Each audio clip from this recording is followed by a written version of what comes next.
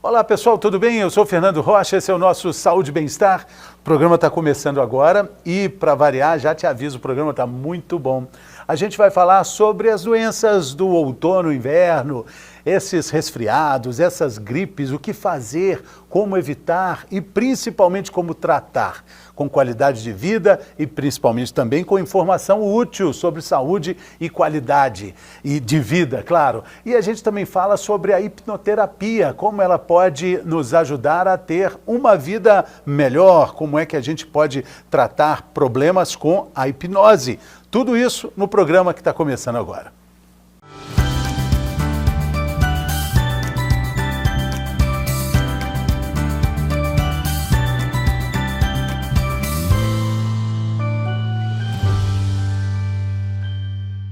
Muito bem, então vamos para o nosso primeiro bloco. A gente está falando sobre as doenças do inverno, as doenças que chegam com o outono, com o frio, né? E como é que a gente pode cuidar, como é que a gente pode identificar essas doenças, como é que a gente pode antecipar todas essas questões. A gente recebe aqui a doutora Juliana Fulgêncio, que é médica infectologista, ela é médica da Rede Mater Dei e está aqui conosco. Muito bem-vinda, doutora, tudo bem? Obrigada. A alegria de receber aqui. A gente estava até brincando, né, que os infectologistas, depois da pandemia, viraram grandes autoridades, né? A gente passou a respeitar mais, não que não respeitasse antes, mas a gente começou a ouvir mais sobre o trabalho do infectologista, que tem tudo a ver com quando a gente fala de prevenção, de imunidade, de qualidade de vida até, né, doutora? Exatamente.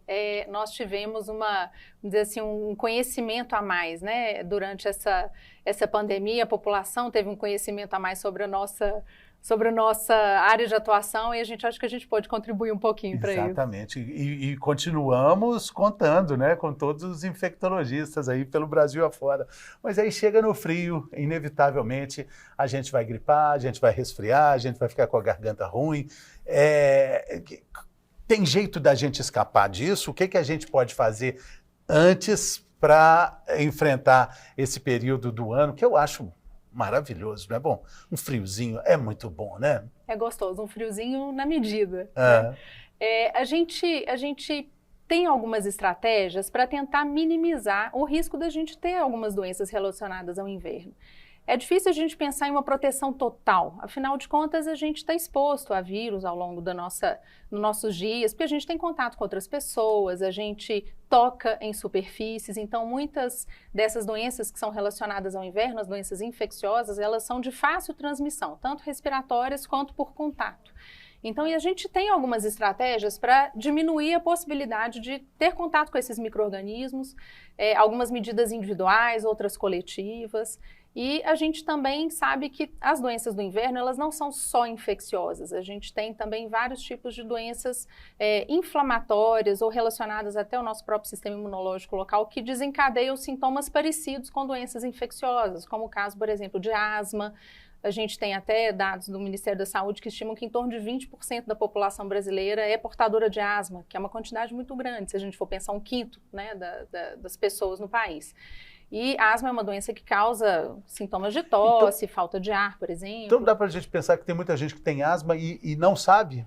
É possível. A gente tem, né, como todas as doenças, a gente tem um espectro de intensidade de sintomas muito variável. É possível que algumas pessoas tenham sintomas leves e que achem que, na verdade, é um quadro infeccioso, um quadro de alergia apenas, e, na verdade, são pacientes asmáticos e que poderiam ter uma redução desses sintomas, um controle melhor se tivessem um diagnóstico e um tratamento adequado. E quando a gente fala dessa proteção respiratória, durante a pandemia falou-se muito sobre a chamada etiqueta respiratória, né? A gente viu que, por exemplo, o uso da máscara nos protegeu durante muito tempo também da gripe, né? Quando a gente passou a conviver mais em sociedade usando a máscara, a gente estava mais protegido.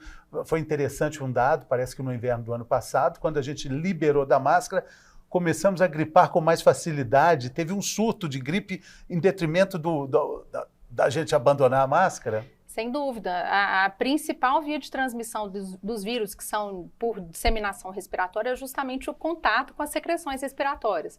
Falando em português, né, a gente, na verdade, tosse, a gente conversa, a gente espirra, E durante esses atos que são comuns no nosso dia a dia, a gente elimina algumas gotículas pela respiração e pela boca que vão atingir outras pessoas que estão numa proximidade aí razoável, ou então acabam contaminando alguma superfície que a gente pode tocar, aí a gente encosta nesses lugares e leva as mãos em contato com os olhos, nariz ou boca, e esses vírus passam de pessoas doentes para pessoas saudáveis dessa forma. Então, o fato de a gente voltar a conviver depois do controle da pandemia, né, o fato de a gente voltar a conviver sem máscara, com uma proximidade maior, isso nos expôs também a outros vírus de transmissão respiratória, não só o coronavírus, né, o Covid, mas também vírus causadores da gripe, como, por exemplo, o vírus influenza, os vírus de resfriado comum, inclusive o coronavírus era tradicionalmente um vírus de resfriado comum, e com uma mutação algumas mutações, ele acabou se transformando num vírus com potencial de agressividade a mais. Sim, sim. Aí a gente, inevitavelmente, vai ter contato com essa temperatura mais fria. E o que esse frio faz com o nosso organismo? A gente já viu aqui no programa uma coisa muito interessante, que respirar. O nariz foi feito para respirar, a boca não, né? Quando a gente respira pela boca, a gente deixa de ter a proteção que o nariz oferece e fica muito mais suscetível. Mas eu queria que a doutora explicasse assim, o que o frio provoca no nosso organismo que está relacionado à gripe, resfriado e mal-estar? A gente atribui muito a temperatura, habitualmente, né, a gente acha que a temperatura é que é o grande causador dos problemas. Na verdade, a temperatura, ela mais facilita a disseminação dos vírus pelo nosso comportamento. A gente fica mais fechado quando a gente está no frio, a gente fecha as janelas, a gente fecha as portas. É o comportamento. É mais comum que a gente higienize menos as mãos porque está com frio, acha que a água está fria. A gente fica em ambientes fechados e com isso tem uma circulação mais frequente desses vírus e contato desses vírus com pessoas de forma mais facilitada. Mas e quando a mãe falava com a gente assim, friagem, menino, esse frio aí... A gente tem durante o período frio, principalmente no Brasil, um período também de ar mais seco. E essa combinação de frio com seco, ela acaba levando a um aumento da inflamação das vias respiratórias em quem já tem uma certa predisposição, e essa inflamação facilita que vírus causem infecção de forma mais fácil nas pessoas.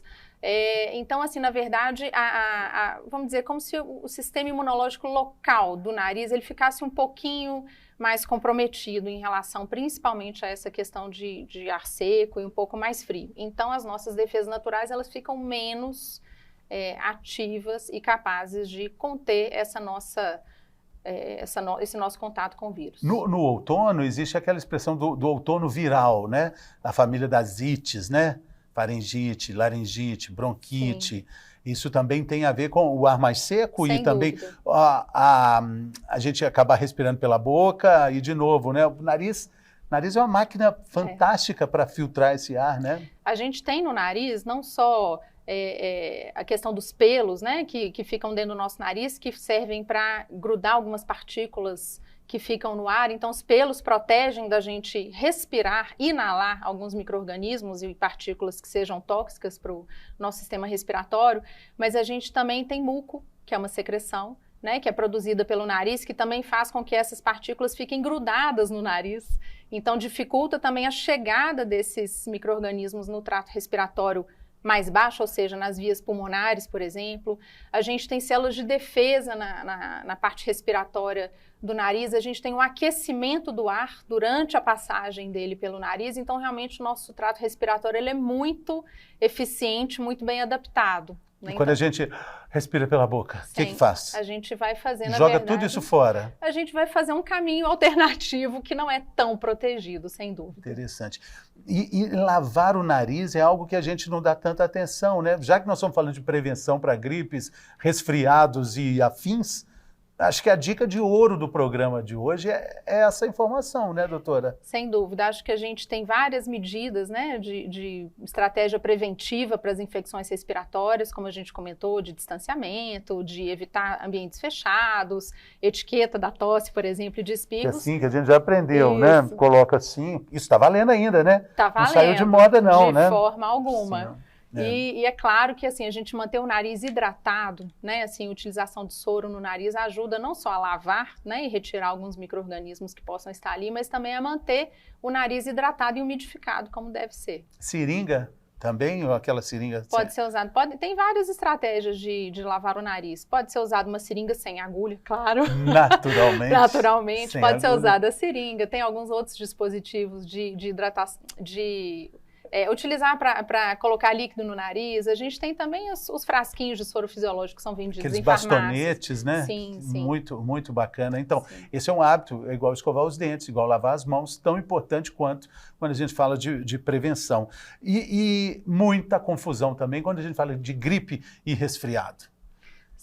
Sem dúvida, a gente tem uma confusão muito grande, porque no Brasil a gente chama de gripe tudo que é sintoma respiratório de origem infecciosa. A gente acha que nariz entupido, espirro e tosse chama gripe, independente de quem está causando. A gente tem duas doenças muito diferentes. O resfriado é causado por um grupo de vírus diferente do grupo de vírus que causam gripe, e são doenças parecidas, mas nem tanto. Então, é claro que alguns sintomas são coincidentes. Então, a gente tem tosse, espirro, nariz entupido, febre, mal-estar, que são sintomas comuns.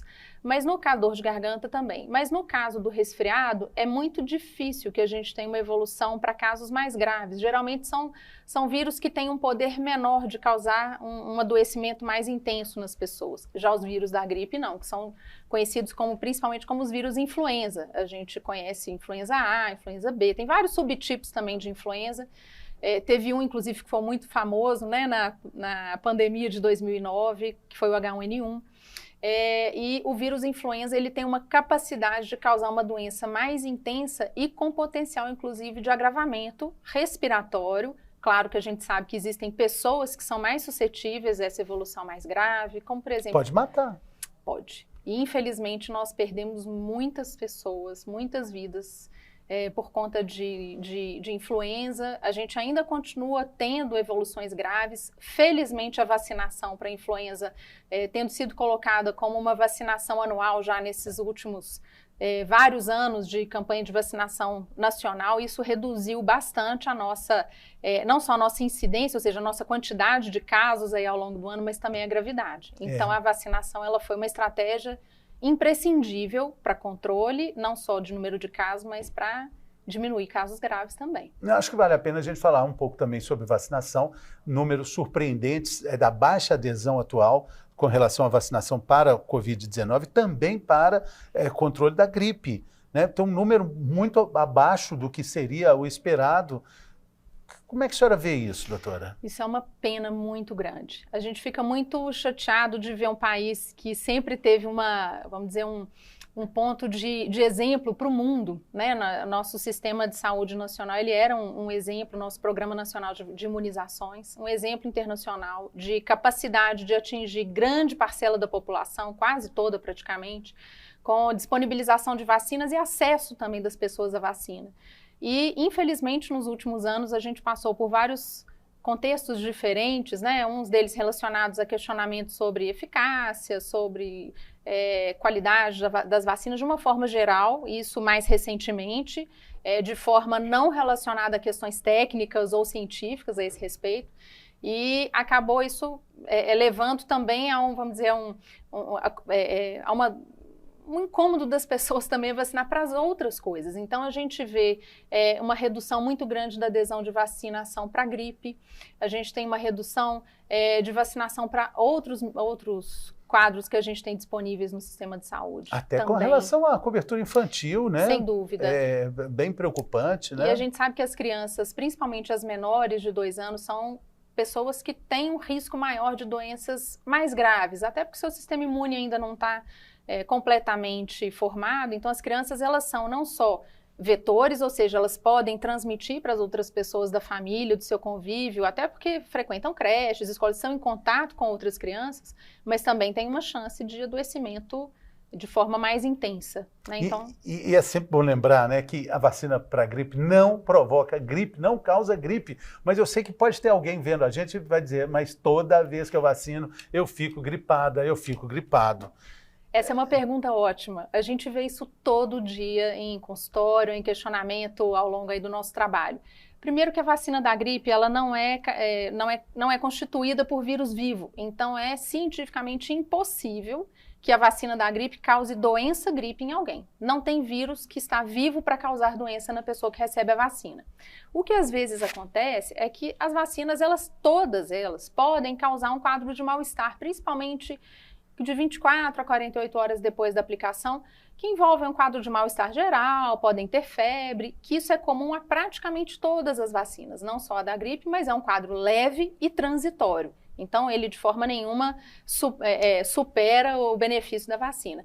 E outra coisa que pode acontecer é que durante as primeiras horas e dias ali da pós-vacinação, a gente tem um desarranjo rápido da parte imunológica que está tentando produzir defesa contra esse vírus novo morto, né, inativado, que entrou, está sem entender. E aí outros vírus que já podem estar no nosso corpo, que a gente já pode ter tido contato antes, eles podem aproveitar esse momento de desequilíbrio imunológico para causarem doença na pessoa. Então, às vezes, a pessoa adoece de resfriados e acha que, na verdade, está gripada por ter tomado a vacina da gripe. Mas a gente está entendendo aqui que gripe a gente vai ter, talvez, ao longo da vida, não mais de 5, né? Olha, talvez 3?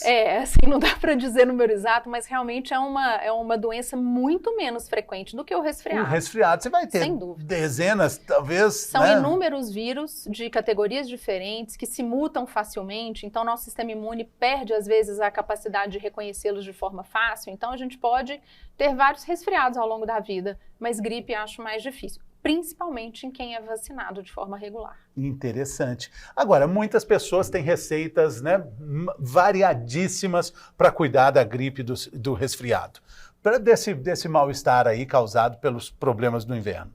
Vamos falar sobre o que é isso, o que de fato é. Tem aquela historinha, né? Se você fizer tudo que o médico fala, tomar todos os remédios, você vai ficar 7 dias ruim. Se você não fizer nada, também vai ficar 7 dias de cama zoado. São doenças autolimitadas, então que tem um comportamento de início, meio e fim, meio que pré-determinados, assim, quer a gente faça alguma coisa ativamente ou não para resolver a doença mais rápido. Não tem muito jeito de acelerar a melhora. O que a gente faz durante os quadros de infecções virais, principalmente respiratórias, é deixar o paciente na melhor condição possível, no melhor bem-estar possível, né, durante aquele período de infecção, para que seja o mínimo de desconforto, para que haja o mínimo de desconforto naquele período. Mas o tempo de adoecimento, ele é muito mais relacionado com o tipo de vírus e com condições naturais da imunidade do paciente para conseguir controlar a doença mais rapidamente do que realmente algum medicamento que vai acelerar essa resposta. Mas a gente pode falar em cuidar dos sintomas, né? Sim. Porque quando a gente vai na farmácia, tem igual bala, né? Aqueles remédios todos ali. Fica até em dúvida, você compra aquilo, todos prometem milagres, né? Que na verdade não existem, né? Mas é justamente essa estratégia de deixar o paciente com o melhor controle de sintomas para se sentir bem durante aquele período da infecção. Então, controle de febre, não dor... é remédio para gripe, embora esteja escrito lá, é um remédio para gripe e resfriado, na verdade é remédio para os sintomas. Isso. Trata a doença no sentido de tratar os sintomas, mas não trata a causa da doença, que é o vírus. Quem resolve o vírus é o nosso próprio sistema imunológico. Isso é fato. Isso é indiscutível. Indiscutível, indiscutível. E aí a gente volta também, quando a gente está falando de prevenção, de algo que se falou muito durante o enfrentamento da pandemia, que é o cuidar do nosso sistema imunológico, né? A gente sabe que pessoas que têm algum tipo de doença relacionada à imunidade, e aí são doenças severas, não é aquele famoso, eu acho que eu estou com baixa resistência e pronto, não. Realmente doenças que interferem mesmo na imunidade são pessoas que usam medicamentos para isso, são pessoas que têm uma chance de evolução para formas mais graves da doença. Mas no nosso dia a dia, a gente tem estratégias muito simples de manter uma imunidade adequada, que não requer muito esforço. Então, a gente mantendo uma boa alimentação saudável, a gente mantendo uma hidratação adequada, mantendo qualidade de vida em relação à atividade física, isso vai deixar o nosso corpo, de uma forma geral, muito bem adaptado e estruturado para enfrentar algumas situações de adoecimento. evitar o tabagismo, que é uma grande causa, enfim, de uma infinitude aí de problemas muito sérios, mas inclusive também no desencadeamento de sintomas mais severos de infecções respiratórias. Doutora Juliana, a gente tem aqui um quadro que se chama Mitos e Verdades. Quando a gente fala de gripes e resfriados, a gente tem vários mitos e verdades, né? Então aí funciona assim, eu te falo, você fala uma frase, você me diz se é mito ou verdade, dentro da sua vivência clínica, tá bom? Tá bem. Então vamos lá.